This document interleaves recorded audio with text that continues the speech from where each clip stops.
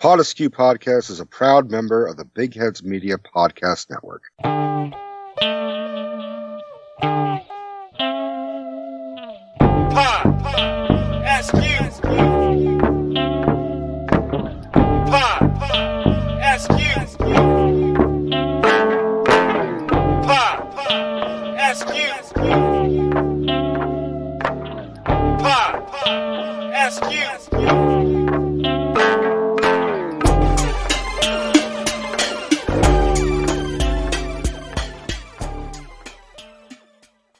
Support for PodAskew Podcast comes from Manscaped, who is the best in men's below-the-belt grooming. Manscaped offers precision-engineered tools for your family jewels. Yo, yo, yo, jingle balls to the walls, fellas. Listen up. Yo, yo, yo, what are you, Paulie from Rocky 5? No, I'm Rocky, untrimmed pubes, are a thing of the past. It's time to gear up and get yourself the gift of shaving this holiday season. I'm talking about the Manscaped Perfect Package 2.0. Dude, I am always afraid of hurting myself when I'm cleaning down there, man. I almost nicked once, man. That shit hurt. Oh, damn, that's just scary. It always stings afterwards, too. Yeah. That's what always... Well, that's why this revolutionary company, Manscaped, has redesigned the electric trimmer. Their Lawnmower 2.0, I know it's scary to call it a lawnmower, especially to shave it down, but it's got advanced skin-safe technology, so this trimmer won't nick or snag your nuts. It's also waterproof, so you can use it in the shower, which is fucking great for me, dude, because I hate trimming it and jumping back in the shower. I just want it done, especially if I'm in a rush. So the Lawnmower 2.0 comes inside their Perfect Package 2.0, which means if you don't think of yourself as having a perfect package, you get an actual Perfect Package 2.0, which makes for the perfect gift this holiday season. It's literally everything you need to keep trimmed, cut-free, and smelling nice down there. You don't want to use the same trimmer on your face that you're using on your balls. That's just nasty. The Manscaped Perfect Package 2.0 also includes the Crop Preserver and an anti-chafing ball deodorant and moisturizer. You already put deodorant on your armpits. Why are you not putting deodorant on the smelliest part of your body? And yes, your balls stink. No, they don't. Speaking of sweaty and stinky balls, I am thankful for the Crop Reviver. This product, along with the Crop Preserver, keeps your balls from sweating, smelling, and sticking. And these products smell good. Their manly scent is attractive and will help you set the mood, if you know what I mean. The Perfect Package also comes with a pair of Manscaped boxer briefs that'll keep your junk feeling fresh all day. It's time to upgrade those overused pair of boxers to Manscaped's high-performance anti-shaving boxer briefs. You mean anti-chafing, not anti-shaving. The whole point of this is shaving. I didn't say shaving. I was doing the British thing for Henry. The British thing. Okay. Well, 'tis the season of Manscaped, so get yourself, your dad, your brother, and your friends the best gift of all, the Manscaped Perfect Package 2.0. I can't imagine if you gave this thing to your dad. Hey, Dad, I got you a gift for Christmas. Christmas? The fuck is Christmas? Well, here, it's a gift for you. Oh, what is this? It's a ball trimmer. It helps, keep everything. I'm 80. What the fuck do I care?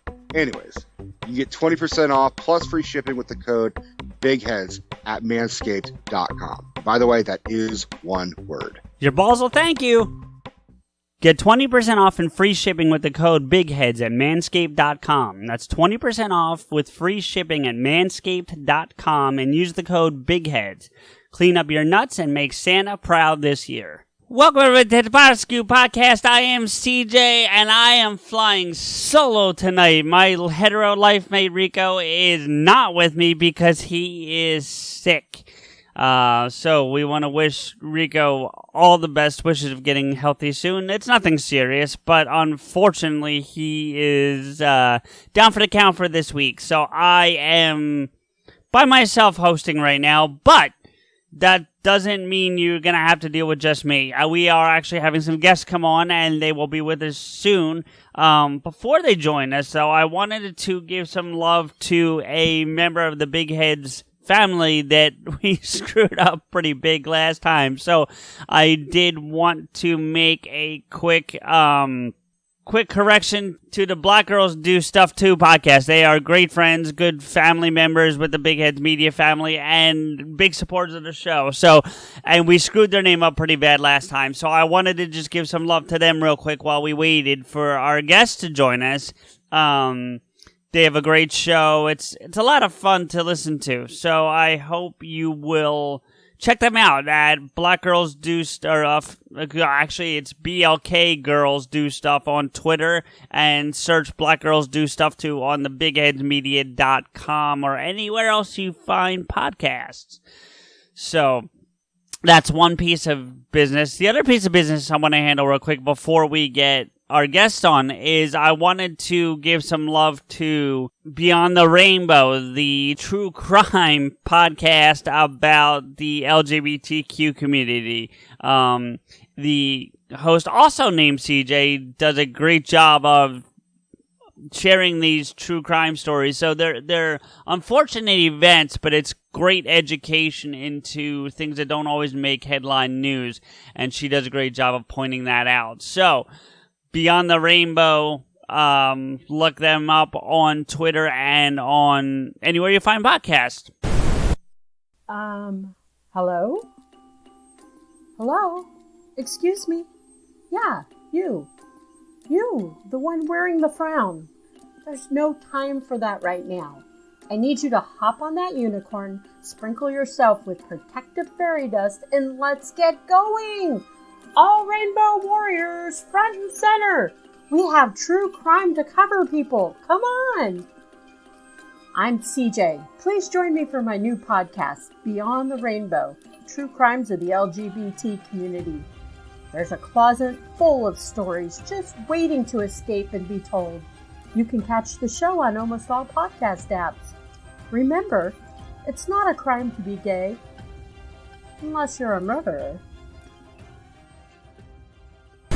So, without any further ado, let's get our guests on. Our guests that are joining us today are Ashley and Joe from the wonderful Leeloo Multiprops organization, company, something that have you've heard us promoting. They set up the Jeff Anderson signing, which ultimately turned into Jeff Anderson, Jason Mewes, and Kevin Smith, which blew all our minds. So I can only imagine what it did for you guys. Welcome, guys.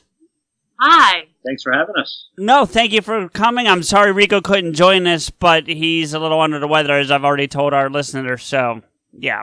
But he'll be back with a vengeance next week, hopefully. And I'll get to brag about all the stuff you just showed me before we started recording, because you showed me a whole bunch of cool props that I got to see.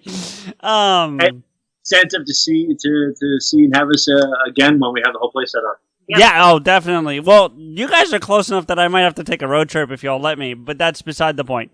So first off, again, thank you for coming on, and we'll get to the View Askew stuff eventually.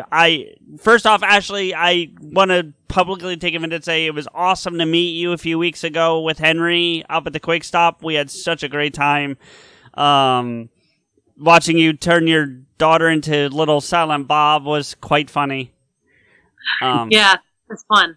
Yeah. So, but first off, so how do you guys decide to get into something like this? Because I can't imagine you just well, maybe it is as simple as you just wake up one day and you're like, hey, shit, let's get memorabilia signed for people.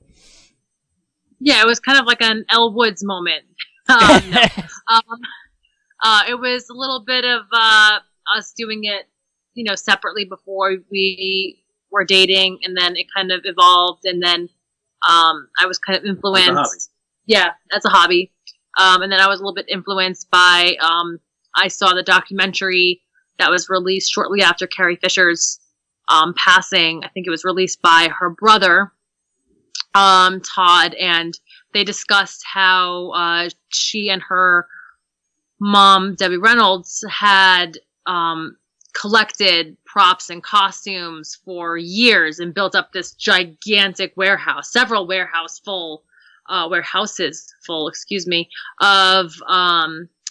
of merchandise and stuff that they wanted to put in a museum. And there's really no place to kind of really house that for someone to come see it unless you're in the middle of nowhere, right? Like Area 51.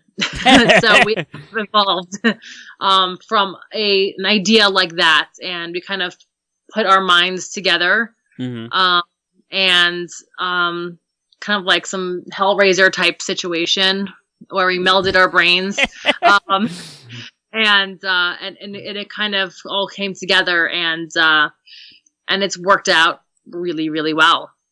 Yeah, we wanted to be able to figure out how we can incorporate that with conventions.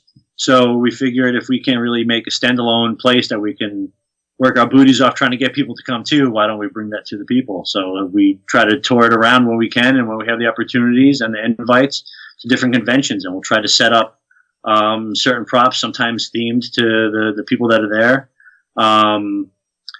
One of the big props that we had that we brought around to a couple conventions last year was we own the video booth from Pee-wee's Playhouse. Wow. So that's a huge deal, and it definitely had a lot of attention. And we had that set up for like photo op opportunities. It was pretty wild. And then we set up some other movie props where people could take pictures with, and come up and actually feel like the fabric or material or whatever, and be like right in front of it. And to help fund a lot of that is we'll do like a $5 or $10 photo op for like, say the big item, like the Pee-wee's photo booth. And we have to sell merchandise, and we don't want to sell every piece of merchandise the same that everybody else. I mean, you can only have so many people selling Funko Pops and selling wood crafts and whatnot. And between the two of us, we're pretty crafty, but we wanted to do something else. And being that we have such a love for movies and whatnot, we started contacting agents and celebrities that we've always been fans of and trying to work deals. Instead of just going to these conventions and waiting online all day for our one or two pieces, we figured we'd provide a service for people that can't get out to those shows or can't attend those shows or might not have the means to pay for gas and tolls and then pay for an entry fee to meet that one person that they want to meet, or get that poster that they've wanted signed for 20 years, and now they can get that opportunity. And if we can get those celebrities for them, we try to do that, and that helps us fund the conventions as well. Right. Well, and like one of the things, because I remember when you were getting things ready for the Jeff Anderson signing, when it was originally just Jeff Anderson, you have all your product choices on your website, which we'll make sure we have included in the show notes. But one of the coolest things I thought was the skateboard deck. Like that would, I couldn't afford it, but it was still a cool piece to make available to people, so. Yeah, one thing that we try to do with our signings is anybody can go on eBay or go to like Facebook pages and buy up autographs, like 8x10 photos of their favorite celebrities if they sit long enough or search long enough and find it. But a lot of that stuff is very repetitive, is very liquidated. Sure. And we don't want to be selling the same stuff that everybody else is. So we try to be as unique as possible. So we try to work with as many artists as we can that we're friends with or that we're fans of, because we like to support those talented artists that we're friends with and whatnot. So the skateboard, for example, that's probably the most popular, and that was actually Kevin's favorite. He still talks about it. Oh, does he? I unfortunately haven't heard him talk too much since he's been on the tour, so I just haven't had an opportunity to hear it. But he's talking about it quite a bit. Well, more so about like when he would post about Clerks 3 and name drop us, not so much the actual board itself. I gotcha.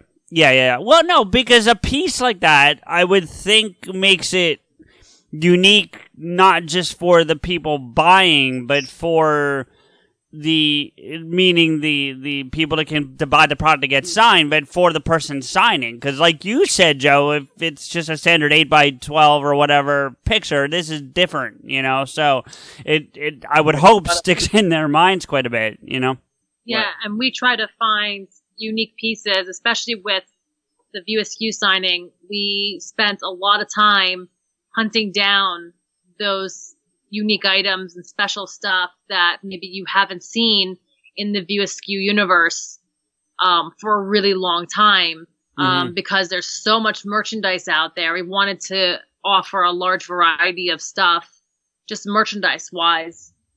So we really spent a lot of time looking for those unique items because, especially with Kevin Smith, there's so much out there. Sure. We sit down, not just merchandise that he put out there, View Askew put out there, but even like magazines, Mm-hmm.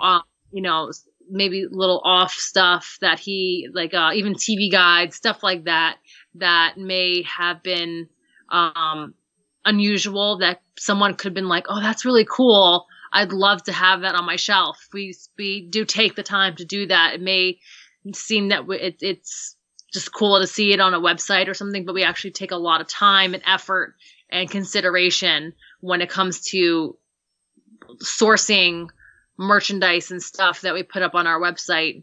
So, and even with someone that we have up now, Brendan Fraser, which has very limited merchandise out there, we do take the time to really scour, the internet and our other sources to really find things that we can make available for signings and stuff. So it's not the usual 8x10s that Right. you can go to conventions and you can go on to any other autograph pages, eBay, or whatever else and find. We really want to offer a unique product and set us apart from other companies and offer our customers something unique. And I haven't had a chance to go look. I know you announced the Brendan Fraser signing, but I haven't had a chance to go look at the products yet. What's the most unique piece you guys have for that one? Well, right now we have about 2 dozen different 12x16 sizes. We like the bigger ones because if you get those framed up once you get them at home, Sure. they look a lot nicer than the basic 8x10. Again, because it's not as common. But what we do is I'll take screenshots from certain parts of movies. I'm not going to pick the same photo that I know is being done like repetitive. Right. I'll add my own little like Photoshop touches to it, I guess you can say. I'll add like custom borders to it, or I'll add like other characters that I know could eventually sign it in the future for some of these fans, especially if I know that they might attend other conventions. And we don't have it posted yet, but we just got in the mail the original art piece of a limited edition print that we're going to be doing. Okay. I cherry picked 5 of probably our favorite Brendan Fraser movies, and then I picked like the exact character that I wanted and the outfit and whatnot, and we decided how we want it laid out, and we picked a hell of an artist. Awesome. And she nailed it. It's so awesome. I'm so happy with it. That's going to be up on the site soon. Okay. And we have another print that's going to be kind of unique. That's actually going to be I saw that look on your face there, Ashley. I don't even know. I mean, I know that they have that capability, but there's this artist that specializes in this. Oh, should we give you an exclusive? Please. Okay. It's going to be actually a 3D print. Ooh. So, yeah. So With you're glasses going to get special glasses, and it's going to be Wow. when you put it on, it's a 3D print. We're going to do Airheads. Yeah. It's going to nice. See, and this is not a knock on Brendan Fraser. I just am very particular about my style of movie, which is ironic being on a movie podcast, but that's where Rico comes in because he fills in the gaps. But because Rico loves those mummy movies. He really does. We've talked about them before. They're not my style just because I'm not into that style of movie. That's nothing against Brendan or his performance. But so for me, though, like Airheads, Encino Man is like I don't even want to call it a guilty pleasure because it's not really guilty. It's something I wear loud and proud. It's just a fun movie, but Yeah. So You'll get a kick out of all the exclusive stuff that we have then, that we have coming up, because the characters that we try to focus on when we are doing Brendan, you're going to see a lot of Encino Man. You're going to see a lot of Edge. You're going to see a lot of Bedazzled. You're going to see some Monkey Bone. oh god, I forgot about Bedazzled. Wow. Yeah. Because he's got like 4 or 5 characters in that movie, and they're all hysterical. Yeah. Blast from the Past, I feel is a super underrated. That's one of Deb's favorite movies. My girlfriend Debbie, that's her favorite movie. We sat down and watched that. We had to watch it twice because I think we started it real late one night and I fell asleep like 2/3 of the way through because it was late, not because I wasn't enjoying it. But that was a weird movie, but it was definitely one of those ones that's like you don't want to turn it off. Like you got to find out how it ends now, So it was but that's exciting.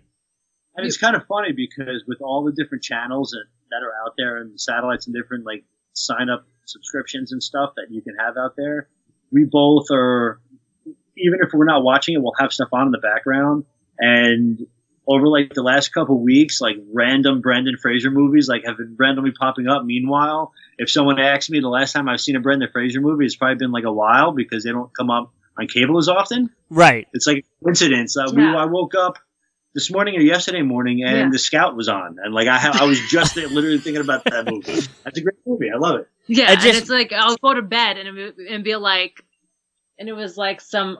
It was one of the Mummy movie was something. On it was some. it was something. Yeah, it was one of his early movies, and it's just like very random. And it's like, of course, now that we have a signing, all of his movies are on, and it's like, otherwise, I haven't seen it. But in, like Son-in-Law, he's a quick cameo in Son-in-Law. Yep. One of my absolute favorite in 90s the Army now. comedies. He has the same cameo, I think. I think he was one of the sergeants or something. Yeah, but in Son-in-Law, if I recall, he's actually the caveman, isn't he not? He's in the party. That's it. Yeah, he pulls a frog from Pauly Shore's hat. And he takes a bite out of it. And his name is Link, also, in that one quick that's moment. It. Yeah, I blanked on the name. That's that I put together. I did it was like a 3-picture, like 12 by 16, and it was like him with the hat, him with the frog, and then him taking a bite out of the frog. That's funny. I like I said, I love that movie. That's one of my. I'm not going to pretend it's great cinema, but it makes me laugh. So I love the Pauly Shore universe. If we talk about universes, the Pauly Shore universe and like how he connects certain things in some movies. Yeah. I feel like he's a little underrated because of that whole weasel whatever thing. You know what I mean? So. And he kind of had that and he even talks about it himself when he in interviews. He was like that Bible story when the guy's hair gets cut and then he loses his strength. Oh, yeah. Like when Pauly Shore cut his hair for In the Army Now, he was like, that was it. Yeah. Like that was my luck. I've actually heard because he comes on. So I don't know how familiar you guys are with Philadelphia radio, but 93.3 has a morning show called Preston Steve Show that's got some credibility. And he comes on quite frequently. And he's even said, though, like, and maybe it's him trying to cover up what you were just saying, Ashley, because I'm not saying he didn't say that, but now he's saying, like, well, he had to get away from that Pauly character because he's not what you saw in those movies, and for those old enough to remember when he was a VJ on MTV, like that was not, Pauly. So, he said in other interviews when he was forced to cut the hair, that was the end of the weasel. Yeah. Earlier interviews he said that. Right, right. So, but he's a great guy. Yeah, we actually saw him a couple of times. In person at the comedy club up here. Okay. First row, and he was very nice. Yeah, that was actually pretty cool because when we go to these comedy clubs, because we're big autograph collectors, sure. Depending on who it is, we always try to bring something to try to get them to sign it for us or whatnot. And Pauly was one of these people. And I had an Encino Man Laserdisc, and I brought it with me to the comedy club. And I guess where we were sitting, I just had it on the floor, leaning up against the leg of the table. Yeah. But from the angle, I guess the spotlight was like shining right on it or something. So he called me out for it. He's like, "What is that, an album or something?" So I held it up with a marker, and then he acted like he was going to sign it. He's like, no, I'll sign it later. And like everyone was laughing. I'm like, I just got blown off by Pauly Shore. Right. But no shit. Like before he got off stage, he got the mic. He's like, "Hey, where's that guy with the album?" And I held it up, and he had me come up to the stage, and he signed it for me. He was That's very really cool awesome. Yeah. So, I guess my next question for you guys, and there's a whole bunch I still have, but I'm jumping all over the place. But what we were just talking about kind of leads me here is, obviously I know about, again, the let's call it the Askewniverse signing at this point because you've had 3/5 of it or so at this, and then you've got Brendan Fraser coming up, and then you've had Joey Lauren Adams, who's part of that as well. Who's the biggest celebrity to this point that you've gotten to come do this? Not go and get an autograph from, but actually come and do this for you guys. It had to be the Kevin, Jeff, and Jay. Okay. Especially because there was the 3 of them. I had, right before we branded ourselves as Leeloo, I had done a signing with the 4 girls from the craft, but it wasn't all 4 at the same time. It was 2 and then 2 of them, but It wasn't as hectic. It wasn't the quantity wasn't as big. So it was definitely, there's really no comparison between those two. But Jeff, because he was the biggest unicorn that we've been able to get, because I know a lot of agents, when we first started trying to track him down, like the first 20 people that we talked to were like, yeah, good luck. You're not going to get him. You're not going to get him. You're not gonna get him. It didn't stop us. We just, everyone that we could find just told us it wasn't going to happen. Finally, we got. But yeah, those three are probably the biggest names to date. If we have this interview same time next year, the answer will be different. We just don't have any contracts signed, so we can't talk about any of that. Fair. But we like to focus on unicorns when we can. So that's our goal for 2020. So it's going to be very interesting. So, how do I want to phrase this? Do you prefer? I mean, Kevin's a pretty big name, period. But with all due respect to Kevin, as much as we all love him. We've all talked enough at this point that you know our respect for him as well. He's not like a Clooney or a Spielberg or a Lucas. Do you guys want to stay more in that? I want to say B range, but I don't say that as an insult to the people. I say it as like these harder, like you said, unicorns. Like, but Lucas isn't going to be any easier, but he's a higher level. So, like, do you know what I'm getting at? Absolutely. Yeah. We like to do both. What we try to do is we try to put a unicorn list together, and our unicorn list are our favorite people. So that's how we start with this list. How people are like, oh, who's selling right now? Like, our strategy is, who would we like to meet? Like, who would we like to have a conversation with? What of our personal collection would we like to see signed? And then we're like, you know what? There's a lot of people that would like something like that signed. Let's try to get them.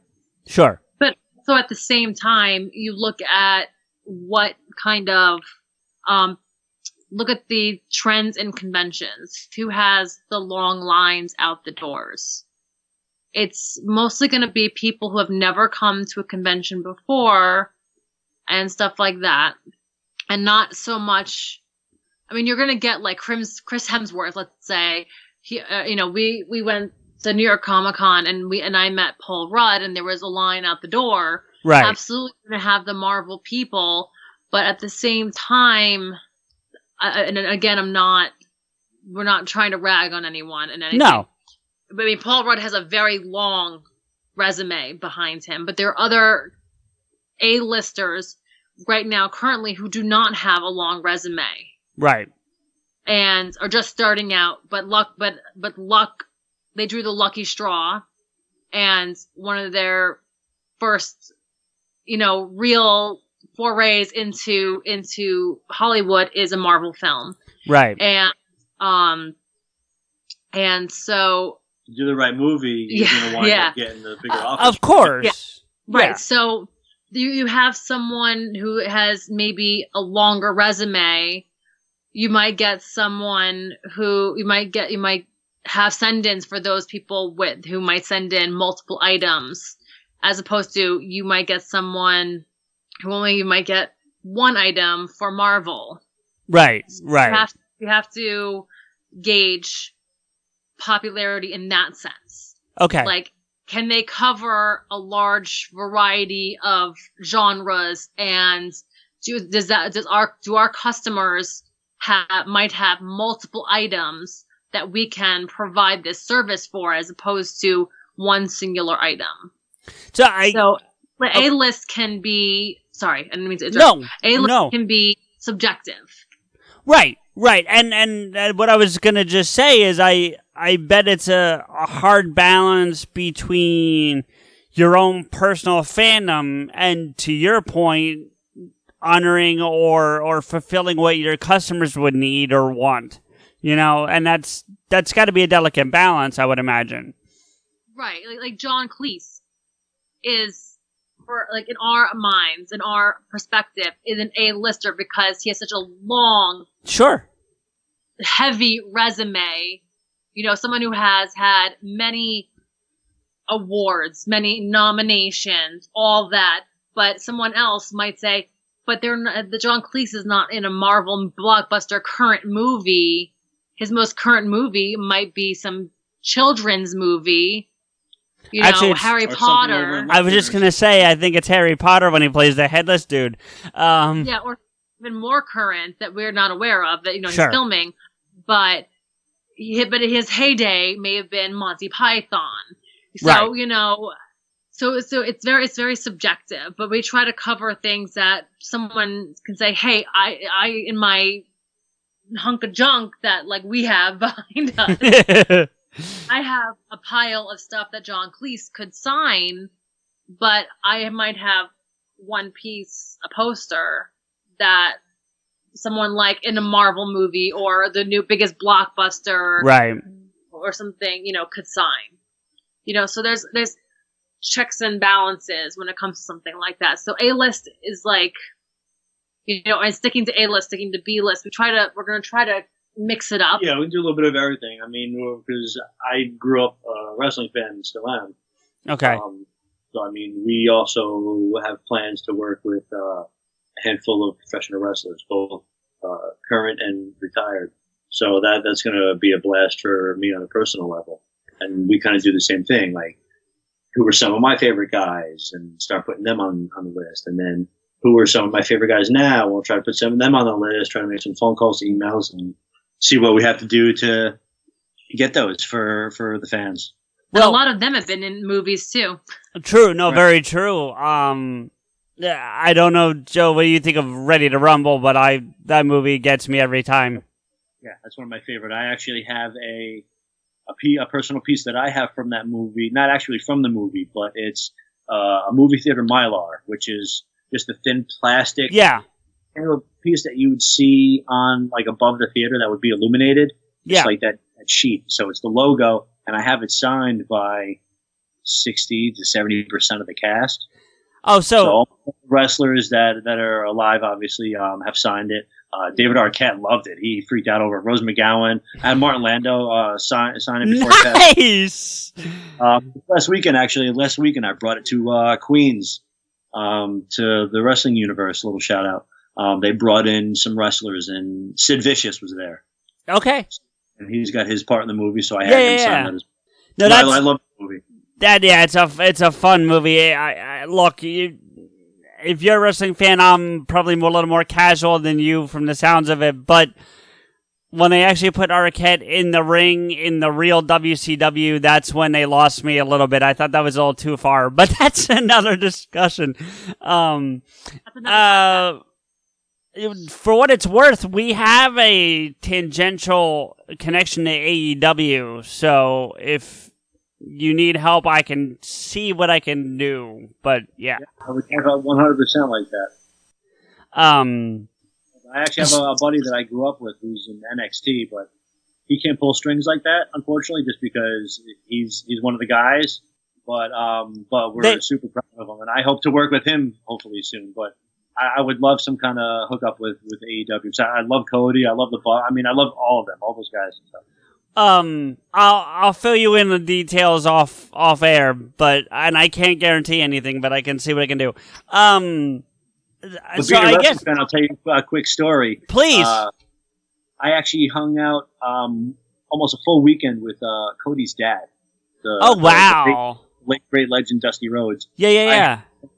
I have a cousin who has been around the indie scene for years. He was a jobber in WWF years ago. He used to wrestle like Saturday and Sunday mornings and squashed. But for the last however long, 15, 20 years, he's been in Florida running a bunch of independent federations, and he was very close with Dusty in the FCW days.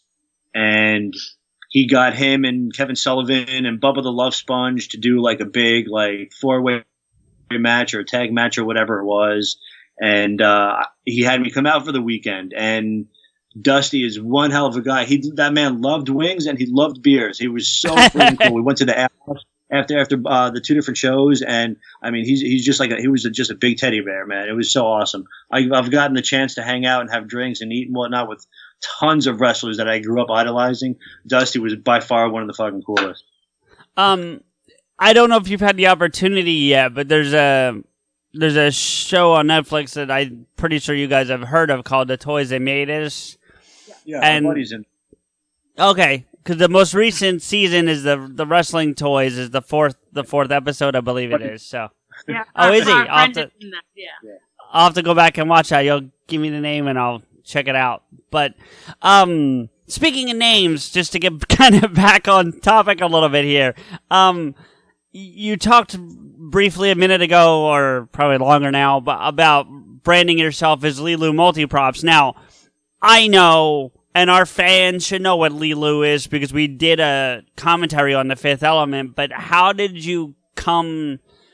I know the play that you're working on here, but how did you come to that versus something else as the name of the company? We got the Leeloo name actually just by messing around with movie ideas, and it was Ashley, one of Ashley's best friends, Steph, who coined us that name because she knew that we were fans of it, and she knew that it would be fitting. And I think we were probably in our living room, and I was probably either holding or handling one of the stones because we have replica. Ashley got replica candles made for me. Of course you do, because why not? Yeah. And if you have company over or something, I'm usually like tinkering around with stuff, so it was probably on the coffee table anyway. And she knew that's one of our favorite sci-fi movies, so she's like, "Why not like multi-props or multi-pass something?" And we went multi-props. Yeah, she totally came up with the name. We are releasing all credit legal action from Luc Besson. Yeah. And she is actually her title in the company is the technical unicorn. So all props go to our props. All props go to our technical unicorn Steph. She 100% came up with the name, and it was like spaghetti. When you test spaghetti, we threw it against the cabinet and it stuck. And so we loved it, and it worked out. And Joe is also an artist, and he did all the graphic arts of our logo and everything. And in the logo, in the wheel, you see the little elements. It's our little nod. I'll have to go back and look at that. Yeah.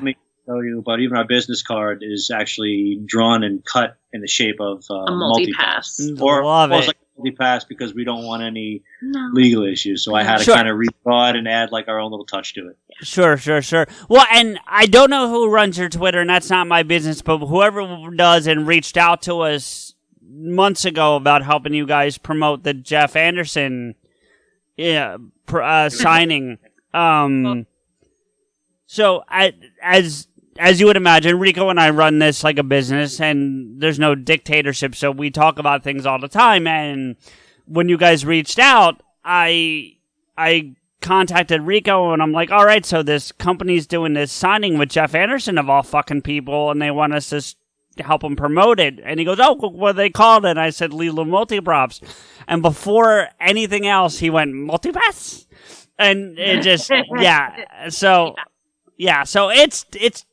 it's definitely catching the audience I think you guys are aiming for, I would think, so it's pretty cool. I love it personally for what, if that means anything, but yeah. So different. I mean, we love all the companies that are out there. I just feel that a lot of them are more proper and more professional. And sure. There's like more common names like added to their name. Like there's a lot of companies out there that I feel like that they might just get like lost in translation or like kind of mixed together because it might just be a couple initials with like collectibles underneath or signatures underneath. They'll use very common words. Right. So we kind of wanted to something that kind of was very like poppy. Something different. No, yeah. We totally. love the bright colors, so we love the fact that we can use like that bright orange color as much as possible. I stole that idea from Fire Festival. There you go. No, but to your point though, it's always like ABC Entertainment or something like that, and you guys have this name that I feel like, well, it's almost like an earworm for a song, but in a good way, like where it just gets in there and you don't forget it. You know what I mean? Like I think that's a good thing. So, with all puns aside, props to you guys for coming up with it. Ashley, we have PodAskew stuff to talk about though, so we need to we need to get into that because I definitely have some things that I'd love to know. But the first thing I have to ask you about is something that Henry brought up to us. Actually, before I get there, the last thing I did want to say, because you mentioned The Fifth Element being one of your favorites. If you were not aware, we actually have done a full commentary of The Fifth Element as one of our episodes. You were saying I'm going to have to go check that out. Yeah, so, and when we do it, what's that? He has the ability to listen in the car, so he will do that. To and from work. Podcast. Yeah, and 99% of the time, I'd say that's the perfect place to listen. This is not the one to do that one on, because we line it up to the movie. No, I'm not saying you don't know the movie, Joe, but, like, we tell you it's this second mark, hit play now, and we run. So maybe one night when the baby's sleeping. Yeah. We've done it with, just quickly, we've done it with Fifth Element, Aquaman, Clerks, and Batman 89. Those are the ones we've done so far. So I feel like I'm missing one because that's only 4, right? And we've done 5. Because we did The Fifth Element as our 5th commentary on purpose. Like, that's why we did that one 5th. So I feel like I'm missing one in there somewhere, but yeah. Sounds like fun. Oh, yeah, we've had a lot of fun with it. We're actually, you gave me an exclusive, I'll give you an exclusive, even though it's my show, but still, we are doing a tournament. Well, it was going to be a tournament, now we've narrowed it down to 1 day. So we're taking 4 non-Christmas movies, and I will let the listeners know, because by the time they hear this, it'll only be a week old. We're taking Die Hard, Lethal Weapon, Iron Man 3, and Batman Returns. And we are arguing which one is the most non-Christmas movie, if that makes sense. Like, which one is actually the most Christmas movie of those 4. And then the winner of that debate will be our first commentary of 2020. I like that. So that's what we're doing there. But now, getting back to the View Askew world, Henry tells a story about you driving him back to New York City, which, thank you for that, by the way. But he says that you're in the elevator with Jeff. I believe he said the elevator. I could be wrong about that. And you said something to the effect of, okay, well, Kevin and Smith are up there ready to, Kevin and Smith, wow. Kevin and Jay are up there ready to go, and all the stuff's ready to sign, and he looks at you and goes, why are Kevin and Jay here? So, fill in the blanks, please. Henry is a liar. No. Henry. Wow, okay, good night, everybody. Yeah. It's like the game Telephone. It is, yeah. It's a little bit of a game of telephone. So I doubt it was on purpose for what it's worth. Yeah. No, it's fine. So actually, Jeff arrived first, and I think what Henry might have misunderstood is Jeff walked in and was a little shocked at the amount of stuff that we had. I don't think because he's been kind of removed really from the View Askew universe for so long. I don't think he realized how much merchandise there was out there. So he was like, he did the whole like stiff, like he wasn't expecting Jeff, that level. Yeah, right. Whole, like Jeff, like the Randall, like whoa. The Randall walk. Yeah. Yeah, he kind of like did that and was like, holy can I curse? Yes, of course. Yeah, he was like, holy shit. So he was like really taken aback because like we literally had the presidential suite. We got upgraded because some guys were pulling a Fear and Loathing in our actual suite and didn't refuse to leave. Wow. Yeah. So they upgraded us to the presidential suite, which actually really worked out because we still did not have enough room in this gigantic Holy suite. Shit. So there was like things everywhere. There was not even really room to sit down. Because there was really only enough chairs to sit down for like them. For the one signing. Yeah, for them to sign, like kind of move around to these stations. And there was just like merch everywhere. There was thousands of pieces. It was jerseys on the ridiculous. couch. Yeah. I had to utilize every space that we could. Yeah, and so he came first, and then I went downstairs. I got a call saying that that Jay had arrived. So I went downstairs, and then he went to the bathroom, and then luckily while he was at the bathroom, Kevin arrived, and we all came up together. And he asked if Jeff had arrived, and I said, yeah, he's upstairs. He's, getting situated.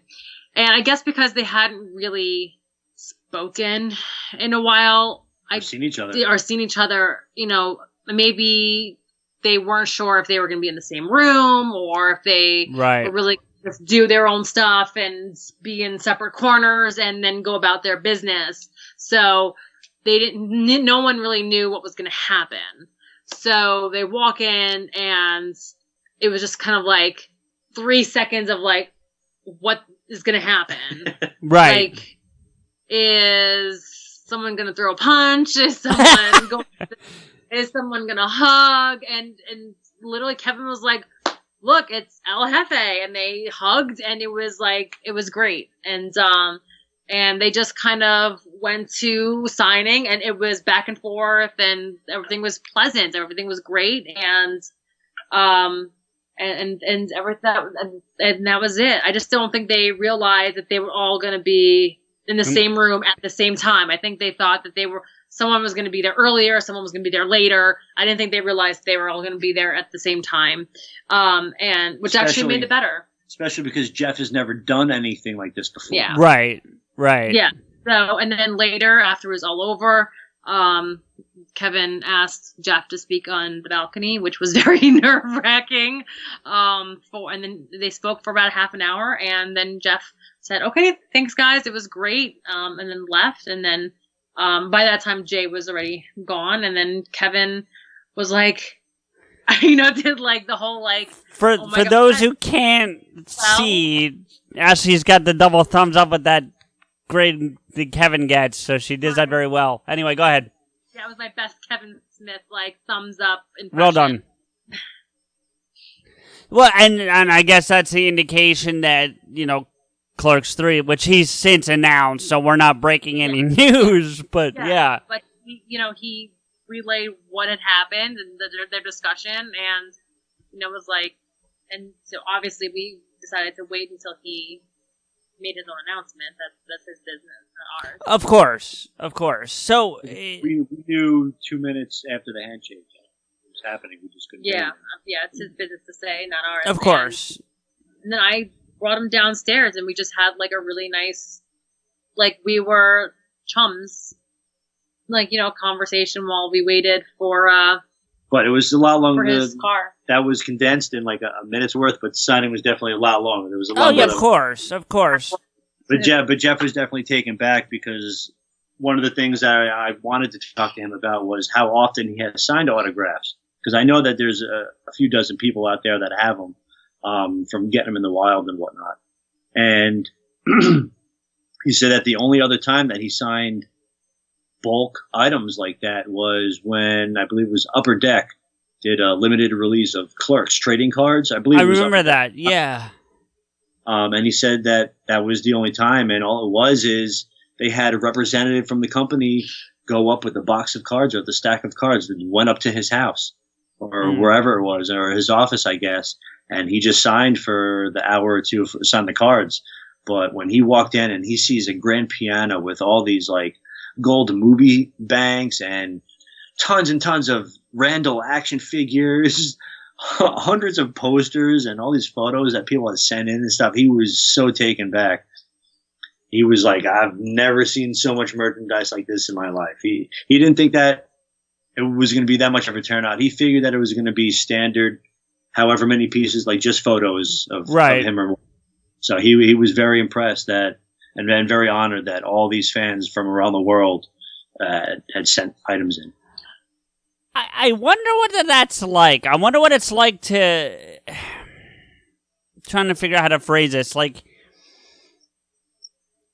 we as fans, because I think it's safe to say all three of us are equal fans of the View Askew world, if not many other things, of course. But for the topic at hand here, so for us, Jeff Anderson, like you said, is a unicorn, and in his mind, he's like, I'm just a dude. And that's, because Kevin, while he's not arrogant, realizes his place. Do you know what I'm saying? And Jay even to maybe a lesser extent.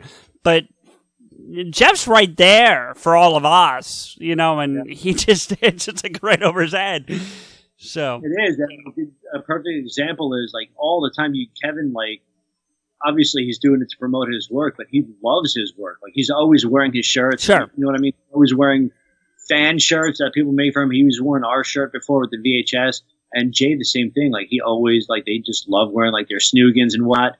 Jeff, we try to give him, like, a bunch of, like, goodies and merchandise, and anything that, like, was blatant, like, Clerks related or View Askew related, he didn't want, because he didn't like to wear that stuff in public anyway.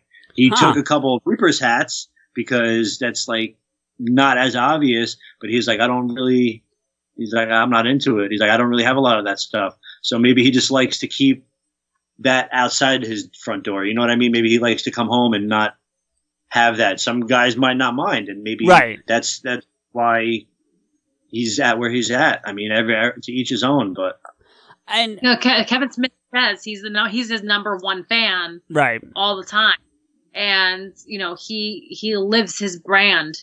He is his brand, and he's built himself on himself. He felt bad taking a skateboard. We gave Kevin a skateboard. Yeah. He's like, you sure?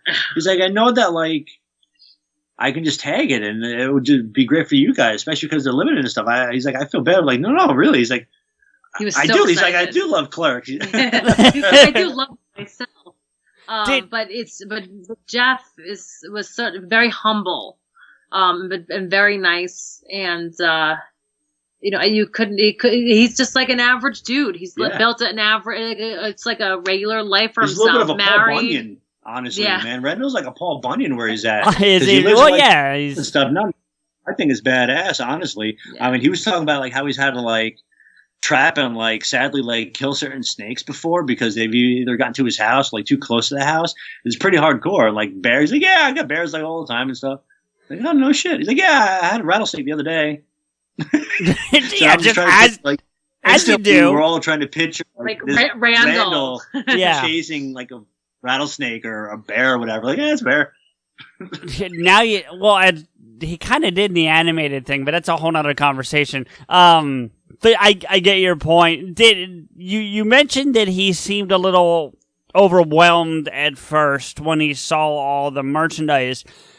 Did he seem to I hate to use the word come to terms, but I don't think I have a better way to put it. Did he seem to come to like grips with it? I don't know, but you know what I'm trying to say? Like, he got very comfortable very fast. After like the initial like 6 or 7 minutes of the three guys talking, it was like they were back in the quick stop. Everyone was just chilling, relaxed. Our anxiety and stress levels went down because like all the work and effort that we put in. Obviously, we were like a nervous wreck, and I had spent like almost a full 2 days setting up the suite. Right. Like, so super OCD with what markers go where. We tried to help everybody with the Post-its or quotes that they wanted and everything. So we had to have those labeled with who's got what color, which goes where, what action figures, who's signing what. Because it was difficult. The difficult part of having all three guys was not every item was getting signed by all three guys. Right. Got a lot of stuff that Kevin had signed in the past that only Jeff and Jay or just Jeff, or there were items that just Jay had signed and Kevin needed to sign. So we had to have like certain tables like actually like sectioned off like just for Kevin or just for Jay, just for Jeff, just for Jeff and NK or Kevin and Jay. And Kevin, God bless his soul. He's such a wonderful guy. I mean, but he must be signing stuff in his sleep. Oh, I'm sure. His hand must just go like this in his sleep with no pen, or his wife must just put like things under his hands when he sleeps because because this man doesn't stop moving. No, maybe that's the key to his weight loss.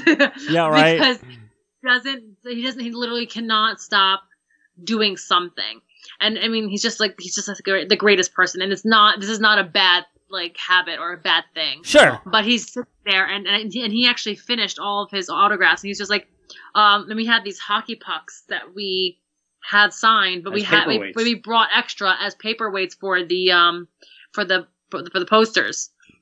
And he's like, give me those hockey pucks, and he just started signing them. Yeah. Give me more of those hockey pucks. Give me. And he just like was like, I'm just sitting here. Just give me more stuff to sign. Just give it to me. Yeah, he's like, we're just printing money. He's like, I'm hanging out. He's like, I still got a little bit of time. He's like, stop. Just give me.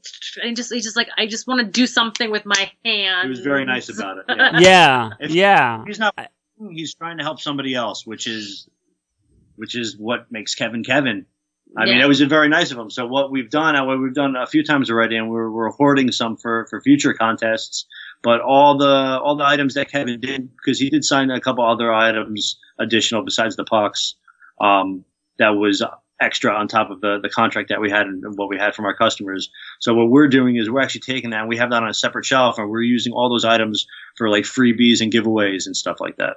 So that way we have a nice little stash of that won't go so fast, and a lot of fans will get opportunities to win them. You have two podcasters that are really big fans of theirs and yours. I'm just saying. But no, it's funny because it's great to hear you guys tell that story, because it just adds to the data that I've gotten about Kevin. And what I mean by that, it is, they always say it's scary to meet your heroes or the people you admire, because they could be one way on television or their movies or whatever and be a completely different person behind the scenes.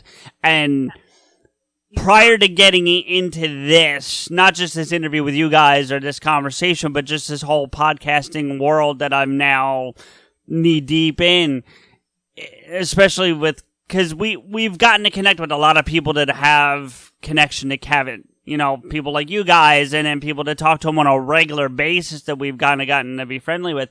And I'm getting the same kind of story / vibe from all of them. And like, so even if I never meet him, I know now what it would be like if I did. Do you know what I'm saying? Like, and that's a nice feeling, because I'd hate to have this admiration for someone like him and then find out he's just, like this screaming asshole, So when it sucks, it's sad when that happens. When I think when we met at the Quick Stop, I told you guys this story, but for the sake of everyone else listening, I'll say it again. Please. So, sorry if I am a repeat here, but the first time I met Kevin, it was about, a long time ago. It must have been about 10-ish years ago, 10, 12 years ago. And I was walking out of a hotel in New York City. I was walking outside, minding my own business on a silly BlackBerry. That's how long ago it was. I do remember this story, but please continue, because it's a good story. Yeah, and and if you remember BlackBerries, the buttons were super duper tiny, and hated the BlackBerries. Yeah, I'm like not quite 6 feet tall, but so I have very large hands. So my big fingers and tiny buttons do not do well. So I'm focused on trying to, and you have to do like the 3 taps on those buttons to get like the last letter that you need on the button. So I'm trying furiously trying to get the text out. And someone comes out of, I think it was the Four Seasons Hotel on 57th Street, and I literally physically collide with them, and I look up, and it's Kevin. And so 12 years ago, maybe it was Jay and Silent Bob Strike Back. Sounds about right. Yeah. Sounds right. And he was wearing his Silent Bob jacket, and he looks up at me, and he puts his hands, obviously no one can see me besides you, CJ, on my shoulder, and goes, "I am so sorry." and the soul left my body, and I watched myself from above. It was an out of body experience, right. And I didn't say anything. And he, as quick as the interaction was, he was in his car and gone. And my soul returned to my body, and I started breathing again. And I was like, "You idiots! Like, the person whose movies you love just touched you and left, and you didn't do anything." Yeah. And when I was at the signing, I had this like few moments when I was helping him, actually was giving him the hockey pucks actually, and I told him the story, and again, he put his hand on my shoulder. My soul didn't leave. Oh, that's good. Yeah. Like, with celebrities, and I'm like, if you treat them as like a normal human being, they appreciate it more than if you stick your tongue up there, you know what. Right. And you can curse on this show. It's okay. You could have said ass, but that's all right. I do have 2 kids, so sometimes I filter. That's fair. Yeah. And he goes, and look at us now, 10 years later. And I was like, can you adopt me? Right?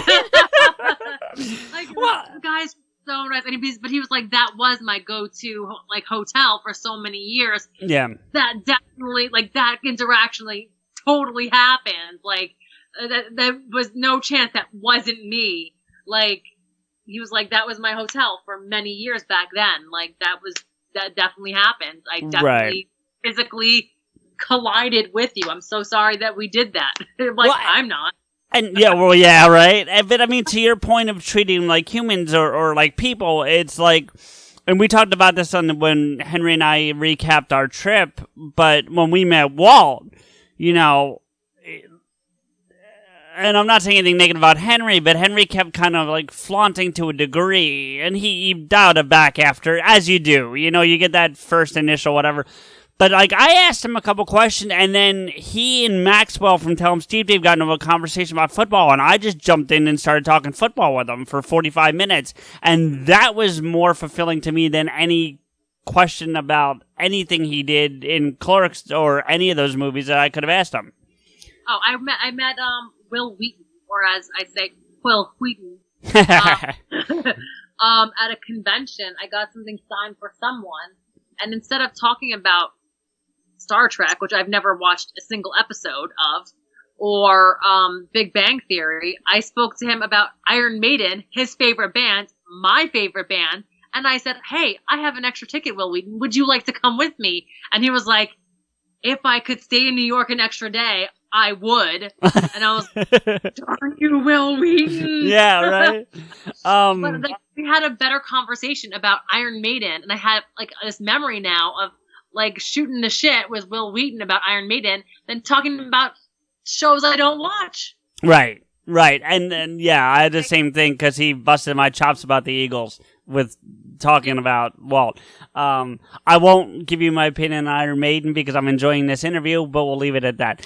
Now we have a problem. I figured we might, yeah. So. So. Interview over. Yeah, damn it. No. Done. Click. I'm Kyle. This is Steven. Together we host a show called Boy Meets World. Tell them what we cover on Boy Meets World. Boy Meets World. But that's not all, is it? No. No, we cover life experiences. Ours. Oh, son of a. Alright, just check out the show, please. We really need it. Okay? We need a win. Just check us out. We talk about the show Boy Meets World. Each episode of our show, we run parallel with an episode of Boy Meets World where we will examine the show. That's way too much. What happens, you know, our life, how it relates to it, experiences. I can't believe you're still recording. I am recording this. Check it out, guys. You'll get some hilarious stories from me and Steven from our childhood. You'll get a great... I lost it. Well, the next thing I guess I should ask you about really is... Jay has been giving you guys some credit about the Clerks 3 coming to be. I guess my question is, how accurate do you feel that is? I guess.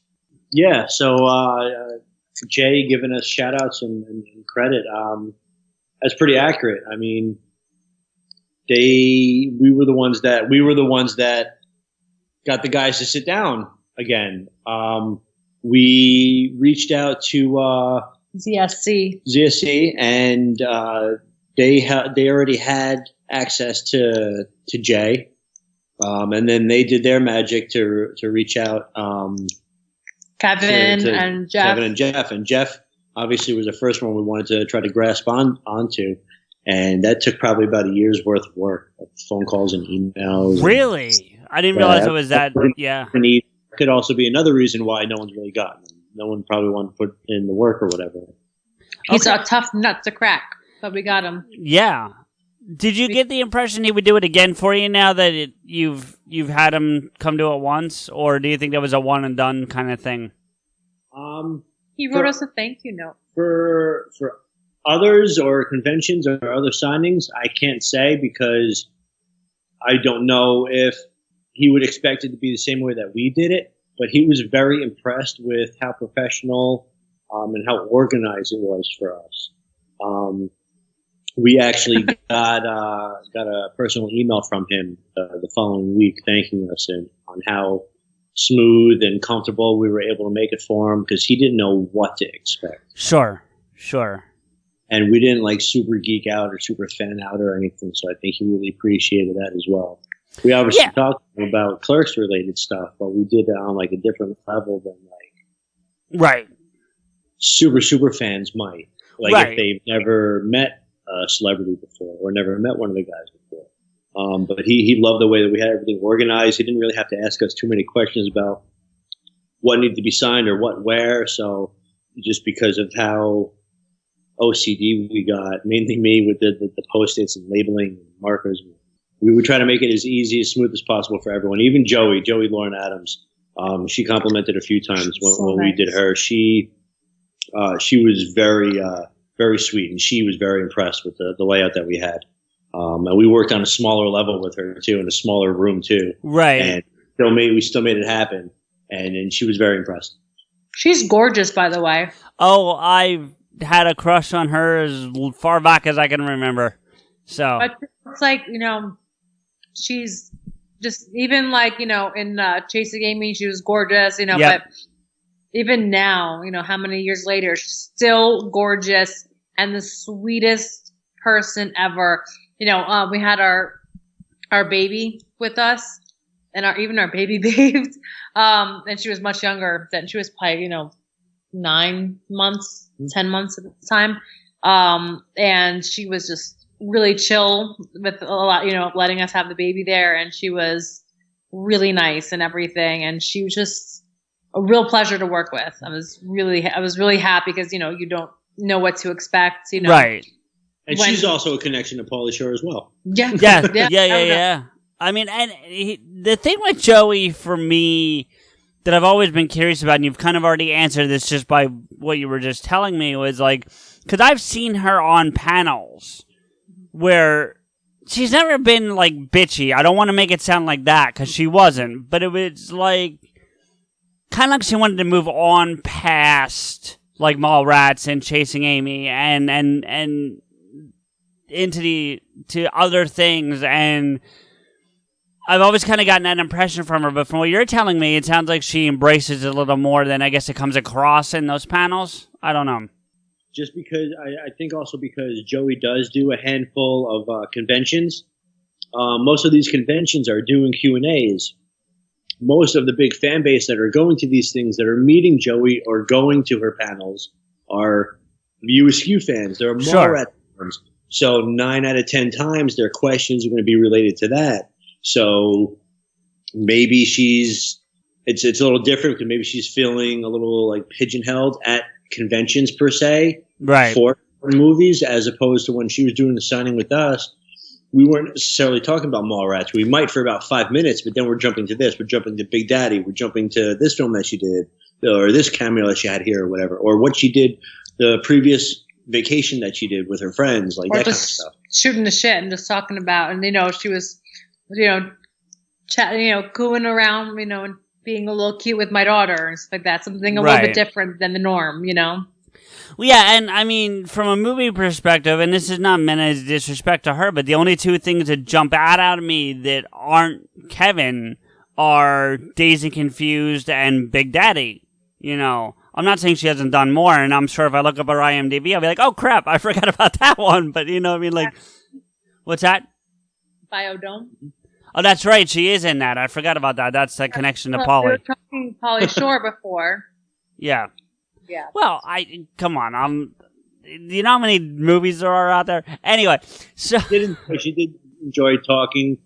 She was more, I guess, excited when I started to bring up questions or talk about different parts of, say, Dazed and Confused than when I was talking about Mallrats. So it's like, oh, okay. In her head, it's probably like, all right, I've heard that one 5 million times. Right. 50 times or 100 times. To be fair though, I mean, like, I guess she probably gets more Mallrats questions because she showed up topless like 3 times. But like, Chasing Amy is far superior to the role, you know, primarily because she's a star. But you know, beyond that, it's just a better fucking film. Like, I love Mallrats, don't get me wrong, but Chasing Amy is just, you know, miles ahead. Absolutely. So. Which is one that I think Rico and I will ultimately commentate. We just haven't gotten there yet. But yeah. That's a good one. Yeah. Without getting into a whole discussion, because I would have loved to do it, but I know we've been talking for a while already, and it's late for all of us. But, like, it's one of the few Kevin movies that's very... I hate to use the word dated, but I don't have a better one. I don't think you could make Chasing Amy today. You know, absolutely not. And you could make Mallrats, you could make Clerks, you can make most of the other View Askew movies. You can't remake Chasing Amy. No. You could make Mallrats, but it would have to be like if it was a sequel to Mallrats, it would be How the Mall is Dying. Well, yes, and that's what Mallrats was supposed to be. The sequel he was going to make out here in Philly was supposed to kind of be about that, but. The point though is it's to your point, actually, yes, the malls are dying, so you'd have to shift that dynamic, but the interactions with Brody and TS wouldn't have to be very different. You know, all that stuff wouldn't have to be very different. The Banky, Holden, Alyssa dynamic would have to be 100% different now. You know. Yeah, no, you're right. But jumping off that. Please. If there was to be a modern day Mallrat, it would have to be like in an Amazon warehouse. Right? That's how it would have to be, like in a big box, like warehouse type thing. Like it would end up being kind of like 40-Year-Old Virgin, like that type. Yeah. Like box warehouse in the back, you know, competing warehouses or something like that. Oh, for sure. I guess that or the person in the background. You know, I again, like I said, it's starting to get kind of late, and I don't want to hold you guys. And you've been very gracious with your time, so thank you to both of you for it's been fun. But Ashley, I think we'd be remiss to end this without discussing the fact that we were some of the first people to step foot in RST in. 20 plus years. Now, he's had other fans come out and help him do some remodeling since we were there, and that's awesome, and whatever. What's that? How dare he? Yeah, right? I mean, come on. We were supposed to be the only until the grand fucking opening, but whatever. It's documented that I was first with Henry, so I'll take it. I didn't get any credit at all. Oh, that's all right. If you read Henry's post, I didn't get any credit for my time there either, so it works out. Anyway, love you, Henry. But anyway, that said, how cool is it what he's trying to accomplish up there with that? Oh, it's amazing. I mean, I think he has, I think it's great that Tucker has taken, kind of like what Joe and I have, like this idea, and this vision, and kind of run with it. And he has this great plan, and I really hope he does really well with it, because, and now with Smodcastle going in, not next door, basically. It's almost next door. It's 2 doors down, I think. See, the entrance is 2 doors down, but I think they bought both spots, and I think they're opening it into the one that space, the tattoo shop. Yeah, they bought that, and they bought the other place, and I think they're opening that into one big theater space. So essentially next door. Yeah. Yeah. So I mean, it's going to become like a View Askew Central. So I think it's whether, I mean, obviously it wasn't intentional for Tucker. He was there first. But I was there first. Yeah. But, it ended up being really perfect timing for Tucker. And obviously I wish him all the best. And I think what he's doing is great, because otherwise we would have sat there unoccupied. And people go there anyway and take photos just in front of the door. But now we did that. Yeah. I've done it before too. I've done it before too. And I've tried to peer in and see all those piled up tapes, before, years ago. And I think it's a good idea to kind of reopen it and kind of let people go in there. Just kind of like now with the secret stash, not 5-7 minutes away, and 15 actually. 15, sorry. Yeah. I only know that because we did the trip twice. Yeah. 5 I drive. No, I'm kidding. Well, I'm joking. It would have been I had Henry as a passenger. If I was by myself, I probably could have done it faster too. But anyway, go ahead. Was Henry pretending to drive in your passenger car? Was he, No. I think. Yeah, I think he was just enjoying just sitting back. But yeah, so I'm sure he was actually absent-mindedly pushing a fake pedal. Probably like a mysterious, non-existent pedal, because that's the side he's supposed to drive on. Sure. So, with Quick Stop, there, and then now RST going back there, it's Mod Castle, and then, not too far away, the Dash, it's kind of like a little mini, people call it like a PodAskew or Kevin Smith Mecca, but now it kind of is. It really is, yeah. And people on the Kevin Smith page on Facebook, it's a little shout out to them with wonderful admins. Are you one of the admins? No, I'm not. Oh. But I was trying to do a little shout out to them, and I was smiling, but I forgot. They're all very nice. They're great, and I forgot that this is not going to be a visually recorded interview. No.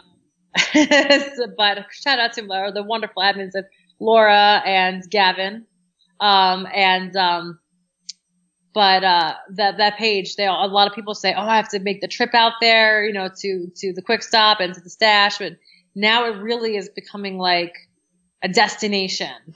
Well, yeah, and that's one of the things. And I'm sure I'm not putting anything out there that's not allowed. But Tucker was talking to me when we were all standing there that night, and he was saying to me, he's like, his biggest fear is sustaining the business once it gets going. And I said, Tucker, look where you are, man. You're smack dab between Quick Stop and what's going to be Smodcastle. You're going to get foot traffic just by location, Yeah, I mean, so, I get his fears. I get it too. As a pure video rental store, probably not going to get video rentals like RST used to. But as maybe a merchandise and touristy place, probably. Well, he's gonna do both, according to him. So I hope it works for him. I really wanted to work for him. We spent a lot of time there that night between, as long as it's a good balance, I think it would work very well. Just not 100% videotapes, because people won't go there to rent videotapes. But as long as it has a really good balance and does it the right way, I think it's going to be very successful. And I want it to be successful for Tucker. I think he has a really good idea there, and we're excited to see it. Yeah, and he's a great guy, and he deserves to have this work for him. So I really want to see this work for him. So I know I'm going to try to make it up for the grand opening, depending on when he does it. So I'm going to try to go back out there for that. But yeah. Fair. So, well, then we'll have to get together again. But yeah. We're inviting ourselves now. So Tucker, when you're listening, we're going to be there whether you invite us or not. So we're coming. Yeah, we're all coming. I'm trying to get Rico to come out, honestly. That's the biggest challenge. You guys talk about your unicorns. Mine's getting Rico out of fucking Oakland. That said, dangle RST in front of him, then he'll come.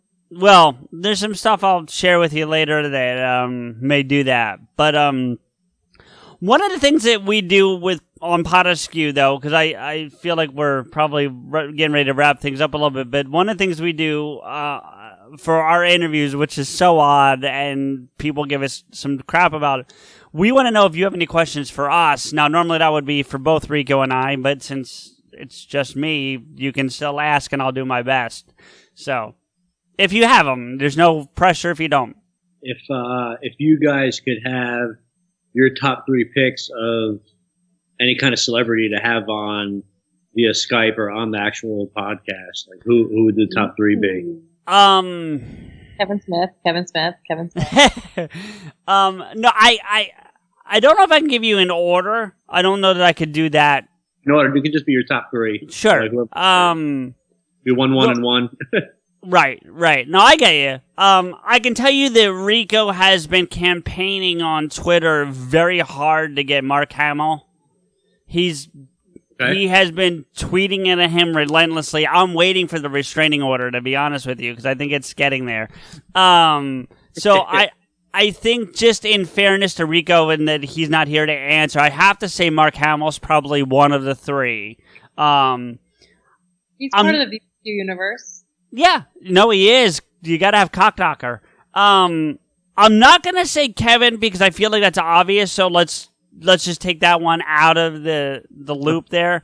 I would love to talk to Jeff. Honestly, like, if you remember when you guys first reached out to us, I said if you get the chance, mention the show. If you don't, you don't. Whatever. But if we could have gotten Jeff on the show, that would be one. And I'm trying to pick someone outside of the Askew universe. I know what one of mine would be, but Rico would hate it, and that's David Hayter. Okay. I'm a huge fan of his, and we have a connection to him. We know someone who's very close with him, but he apparently only operates through his agent and fees and all that stuff, and you guys know what that world's like. So, God, I don't know who... See, again, Rico wouldn't give a shit, but I would love to talk to James Hetfield. I mean, cool. if I get to see, you would think Lars, because he's the one who normally does the interviews, but like that's kind of why I don't want to talk to Lars. So, but yeah, I guess that would be it from it would be. I'll say Mark Hamill, just so Rico's represented. Not that I don't want to talk to Mark Hamill, but that's definitely the bigger catch for Rico. Jeff Anderson, and God, I really am struggling. I don't want to use James because I feel like that's unfair. I can give you 2. I'll give you the 2. That's what I can do. Best I can give you. Wait, so, we've been so lucky already to get people like Marilyn Gigliotti and Scott Schiaffo, and and then I was telling you off air, we talked to Doug Franco, an animator from Pixar and also from Disney, and while he's not a household name by any means, and that's no disrespect to Doug, but the interview was amazing, and it was really intriguing to just sit and listen to him tell these stories over his career of animating, and at the same time, we've had another guy you probably never heard of, Matty Granger, who is just a Star Wars fan that Rico connected with online, and it turns out he's been in a bunch of stuff. Like, he's not been in, but he's been involved in. Like, he helped write the first X-Men movie, He's had bit parts in different movies. He won a Quentin Tarantino, like, you had to spoof a Tarantino scene from one of his movies, and they did 2, and one of them won, and he ended up winning the contest with his brother, and they got to meet Quentin and all this stuff, which ironically was like a year after he had already hip-checked him into a bush, which, if you need to hear that story, it's on the interview, so I'll just recommend. Yeah, but he didn't do it on purpose. Like, I'll tell you this much. He purposely hip-checked the person, but he didn't know it was Quentin Tarantino because he wasn't looking. He was standing, and he felt this person trying to squeeze past him, and he was annoyed by it, so he just threw a hip, and then when he turns around, it's Quentin Tarantino. So... Oh my God. That's really fun. Yeah. So, you know, we're, like you guys, you know, we're not getting like the A-list like Clooney's and these guys, but we're getting these people with these great stories that have these amazing things to tell us, you know. And sometimes that's better. Yeah. Yeah. Jinx. No. Some of these A-listers, they might not know what to say, and they might just want to get out of there, so they're just going to tell you what you want to hear. Right. Oh, and I'll tell you, so going back to the Maddie interview for a minute, like, he's the first celebrity that we interviewed, and he will be the first to tell you he's not a celebrity, though Rico and I would disagree, so that's another conversation. But, you know, I was really worried about the interview because I'd never really conducted an interview before. So I don't know, you guys, I think you and I were all around the same age, and there was this great sketch on Saturday Night Live of Chris Farley when he interviewed Paul McCartney, and it's like, do you remember the time you were in the Beatles? That was awesome, and that was what I was afraid I was going to be during this interview, and so I asked my first question of Maddie, and 45 minutes later, we got to ask our second question because he just kept talking. And I'm not saying that as a shot. I'm not even sure if Maddie listens regularly, but because he does listen to the show. But it's meant as a compliment because he just kept giving us gold. And it was like, he'd be like, "Do you want me to tell you about this?" And we were like, "Yeah." And he would just go. You know, like he was. Kevin Smith syndrome. Yes, but it was different. But he was there when they cast Hugh Jackman. He was there for the whole process, and he detailed the whole story. And Rico and I are just sitting there, jaw dropped, like, "Oh my God, this is amazing." So I highly recommend you guys going back and listening to that one if you get a chance, because it's worth it. That's awesome. One thing that I do have to say about Kevin, though, even though that we all know like how awesome and wonderful Kevin is, when Kevin pulled Jeff out to go have his conversation, his time with them, where they made their words and they're dealing everything and shook their hands. When they came in and Jeff left, Jay had already been gone already. Right. Everything was already dimming down, and Kevin had his box of merch to go home with. He actually came back after he left our room. He came back to put the box down and gave us all a hug. And then he stood there and told us pretty much their entire conversation, which obviously we're not going to repeat because for reasons, but he didn't have to do that. Right. Like he wanted, he was so happy and so thrilled about it. And I guess he just appreciated the fact that we were the ones that brought him together. But he, no joke, came back in and told us almost word for word what happened. Well, yeah, because what happened is it was awesome.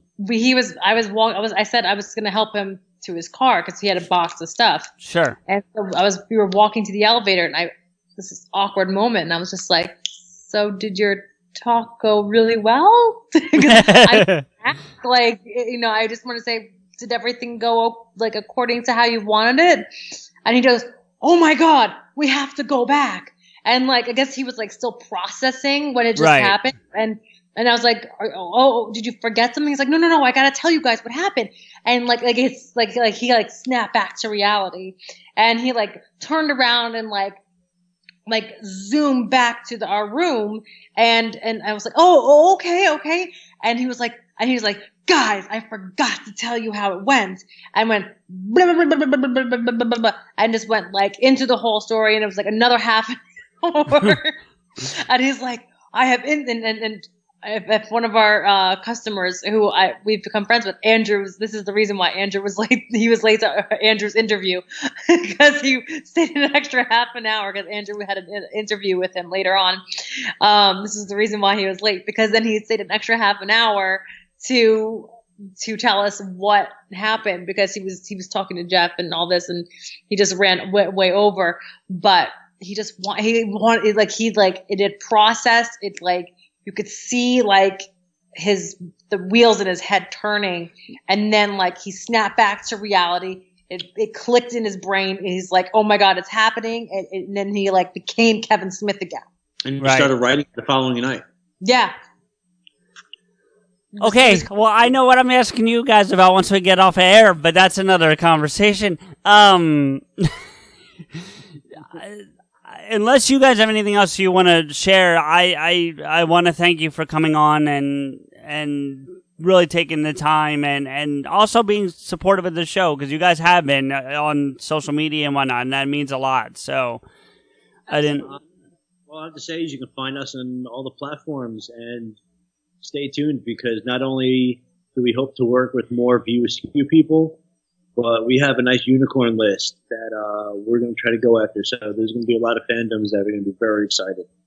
And we'll definitely be promoting that stuff as it comes along. So consider us an outlet for that, honestly. You just let us know and we'll do what we can. You guys are always welcome back, even if it's for a short, if you don't want to do a full thing, but you want to come in and do a quick thing, want to record a commercial. We'll have you come up, even if you wanted to maybe do one here after you check out the place. Bring some of your speaker equipment, and we could do a live feed here even. I think we might have to do that, or at least I will, because we're never going to get Rico off the West Coast. But thank you guys for coming on. It means a lot to me. It means a lot to Rico. I know he's pretty bummed he couldn't be here, but we have to do what we have to do. So I like how you motioned to your side as if he was there. Because I feel like he is, and if he was on the recording with us, he would be on my screen right about here. So, that's... But you just motioned like, oh, here, like he was next to you. He always is. That's hetero life mate, So, thank you again, guys. Appreciate it. And much success in the future, and anything we can do to help you, let us know. Thank you. And one last thing that we would like to say is that we are very grateful and very thankful for everyone that has gone to our site, purchased, and or sent something from us. And no joke, we had people as far as Japan send us stuff. Russia. Wow. Okay, I mean, it was the real deal. We were very overwhelmed by the amount of stuff, and any future signings that are going to happen, it's because of this, the Big Kevin one and Jeff and Jay one that we did. So we thank you all for who supported us. Yeah. All right. Well, thanks, guys. Have a great night. Yeah, you too. You too. CJ here with a few thank yous and to let you know how you can get in touch with and follow the show and us. Listen to us on the Apple Podcast app, Spotify, iHeartRadio, or anywhere else you find your podcasts. Please don't forget to rate and comment. PodAskew is a member of the Big Heads Media Podcast Network. Visit their website, bigheadsmedia.com, and follow them on Twitter at bigheadsmedia. If you want to agree with or yell at us, follow Rico, me, and the show on Twitter. The show is at PodAskew, Rico is at RantsRico, and I'm at M_Blade. We want to thank logo designer and show friend Mike for his work on our wonderful logo. You can contact him for artwork via email at logomike80@gmail.com. That's logomike80@gmail.com. Thank you to Samuel Lemons for our closing music theme, Askew. You can find Sam on Twitter at Samuel Lemons and his music on SoundCloud at soundcloud.com/Samuel-Lemons. Finally, our biggest thank you is to you, everyone, for listening. Rico and I really appreciate your time and look forward to bringing you another episode soon. Leeloo Dallas Multipass. Yeah. Multipass. Multipass. She knows it's a multipass. Leeloo Dallas, my wife. We're newlyweds. Just met. Multipass. You know how it is. Bump into each other, sparks happen. Yeah, she knows it's a multipass. Damn it!